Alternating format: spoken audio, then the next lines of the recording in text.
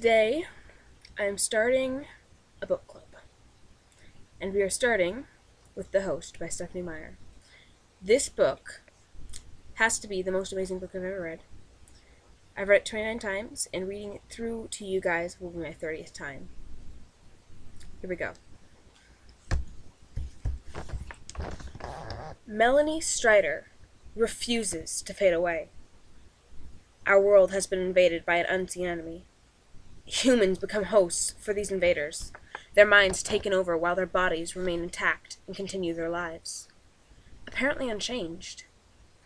Most of humanity has succumbed. When Melanie, one of the few remaining wild humans, is captured, she's certain it is her end. Wanderer, the invading soul, who has been given Melanie's body, was warned about the challenges of living inside a human. The overwhelming emotions, the glut of senses, the too vivid memories. But there was one difficulty Wanderer didn't expect. The former tenant of her body refuses to relinquish possession of her mind. Wanderer probes Melanie's thoughts, hoping to discover the whereabouts of the remaining human resistance. Instead, Melanie fills Wanderer's mind with visions of a man Melanie loves, Jared, a human who still lives in hiding. Unable to separate herself from her body's desires, Wanderer begins to yearn for a man she has been tasked with exposing. When outside forces make Wanderer and Melanie unwilling allies, they set off on a dangerous and uncertain search for the man they both love. That's the description, if you didn't catch that. And then we'll go on to the Prologue.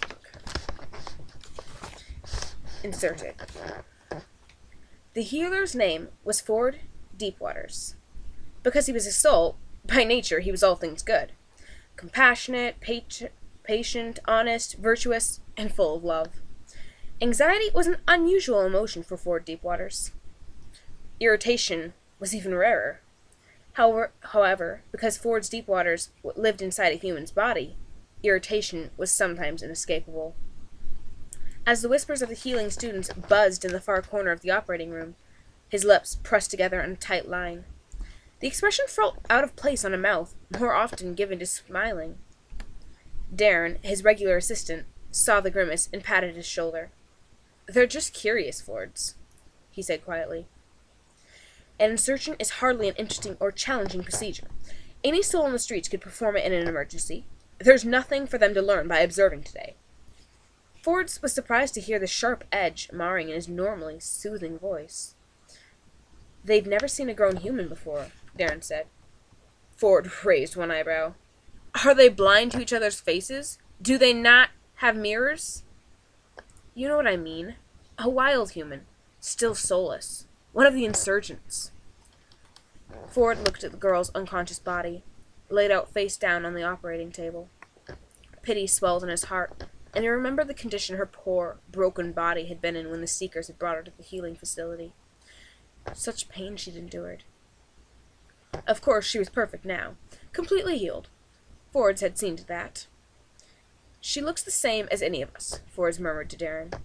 "We all have human faces, and when she wakes up, she will be one of us too. It's just exciting for them, that's all. The soul we implant today deserves more respect than to have her host body gawked at this way. She's already have far too much to deal with as she incubates. It's not fair to put her through this." By this, he did not mean the gawking. Fords heard the sharp edge return to his voice. Darren patted him again. "It will be fine. This seeker needs information and—" At the word seeker, Fords gave Darren a look that could only be described as a glare. Darren blinked in shock.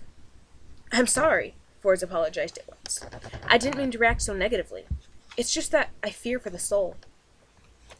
His eyes moved to the crypto tank on its stand beside the table. The light was a steady, dull red, indicating that it was occupied in hibernation mode. "The soul was specifically picked for the assignment," Darren said soothingly. "She is exceptional among our kind. Braver than most. Her lives speak for themselves. I think she would volunteer if it was possible to ask her." Who among us would not volunteer if asked to do something for the greater good? But is that really her case? Is the greater good served by this? The question is not her willingness, but what is right to ask any soul to bear. The healing students were discussing the hibernation soul as well. Fords could hear their whispers clearly. The voices were rising now, getting louder in their excitement. She's lived on 6 planets. I heard 7. She's never lived 2 terms on the same host species. Is that possible? She's been almost everything. A flower, a bear, a spider, a seaweed, a bat, even a dragon. I don't believe it. Not 7 planets. At least 7. She started on the Origin. Really? The Origin? Quiet, please, Fords interrupted. If you cannot observe professionally and silently, then I will have to ask you to remove yourselves. Abashed, the 6 students fell silent and edged away from one another. Let's get on with this, Darren. Everything was prepared. The appropriate medicines were laid out beside the human girl. Her long, dark hair was secured beneath a surgical cap, exposing her slender neck. Deeply sedated, she breathed slowly, in and out. Her sun-browned skin had barely a mark to show for her accident. Begin thaw sequence now, please, Darren. The gray-haired assistant was already waiting beside the cryo tank, his hand resting on the dial. He flipped the safety back and spun down on the dial. The red light atop the small gray cylinder began to pulse, flashing faster and faster as the seconds passed, changing colors. Fords concentrated on the unconscious body. He edged the scalpel through the skin at the base of the subject's skull with small, precise movements, and sprayed the medication that stilled the excess flow of blood before he widened the fissure. Fords delved delicately beneath the neck muscles, careful not to injure them, exposing the pale bones at the top of the spinal column. The soul is ready, Fords, Darren informed him. So am I. Bring her. Fords felt Darren at his elbow and knew, without looking at him, that his assistant would be prepared, his hands stretched out and waiting. They had worked together for many years now. Fords held the gap open. Send her home, he whispered. Darren's hand moved into view, the silver gleam of an awakening soul in his cupped palm. Fords never saw an exposed soul without being struck by the beauty of it. The soul shone in the brilliant lights of the operating room, brighter than the reflective silver instruments in his hand. Like a living ribbon, she twisted and rippled, stretching, happy to be free of the crypto tank. Her thin, feathery attachments, nearly 1,000 of them, billowed softly like pale silver hair. Though they were all lovely, this one seemed particularly graceful, the Fords Deepwaters. He was not alone in his reaction. He heard Darren's soft sigh, heard the admiring murmurs of the students. Gently, Darren placed the small, glistening creature inside the opening Fords had made in the human's neck. The soul slid smoothly into the offered space, weaving herself into the alien anatomy. Fords admired the skill with which she passed into her new home. Her attachments wound tightly into place around the new nerve centers, some elongating and reaching deeper to where he couldn't see, under and up into the brain, the optic nerves, the ear canals. She was very quick, very firm in her movements. Soon only one small segment of her glistening body was visible. Well done, he whispered to her, knowing that she could not hear him. The human girl was the one with the ears, and she still slept soundly. It was a routine manner to finish the job. He cleaned and healed the wound, applied the salve that sealed the incision closed behind the soul, and then brushed the scar-softening powder across the line on her neck. Perfect, as usual, said the assistant, who, for some reason unfathomable to Fords, had never made a change from his human host's name, Darren.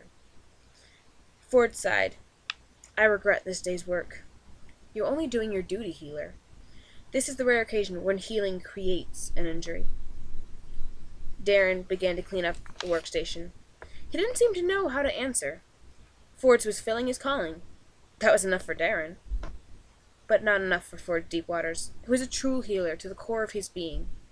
He gazed anxiously at the human female's body, peaceful in slumber, knowing that this peace would be shattered as soon as she awoke. All the horror of this young woman's end would be borne by the innocent soul he just placed inside of her. As he leaned over the human and whispered in her ear, Ford wished fervently that the soul inside could hear him now. Good luck, little wanderer. Good luck. How I wish you didn't need it. And that is the end of the prologue. If you look through my videos, I'm going to be posting a chapter 1. So, I'm going to go through the entire book because it's amazing. It's an amazing book. That first chapter is a little bit confusing, so if you don't quite understand, I'll explain later. That's basically just kind of the introduction, that's what a prologue is. So, thanks for listening. Yeah, going on.